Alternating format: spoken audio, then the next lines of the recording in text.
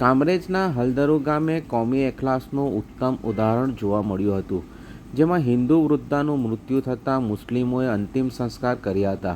મોટી સંખ્યામાં મુસ્લિમો અંતિમ યાત્રામાં પણ જોડાયા હતા. હલદરુ ગામે વર્ષોથી હિન્દુ મુસ્લિમ સમાજ કોમી એકતાની સાથે રહે છે. મુસ્લિમ ફળિયામાં વર્ષોથી રહેતા ઇન્દુબેન ભીખાભાઈ મૈસુરિયાનું ગઈકાલે તારીખ 16 મેના રોજ માંદગીના લીધે અવસાન થયું હતું.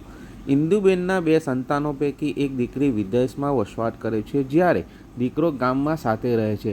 એ પણ બેકાર અને માંદગી ભોગવતો હોય, આર્થિક સ્થિતિ નબળી હોય. ઇન્દુબેનના મૃત્યુની જાણ ફળિયામાં રહેતા મુસ્લિમ સમાજના લોકોને થતાં વર્ષોથી એક જ ફળિયામાં સાથે રહેતા મુસ્લિમ સમાજના લોકોએ ઇન્દુબેનની અંતિમ વિધિ કરવાનું નક્કી કરી હિન્દુ શાસ્ત્રોક્ત વિધિ મુજબ હલદરુથી ઇન્દુબેનના પાર્થિવ શરીરને લઈ જઈ બારડોલી સ્મશાન ગૃહમાં અંતિમ વિધિ કરી હતી.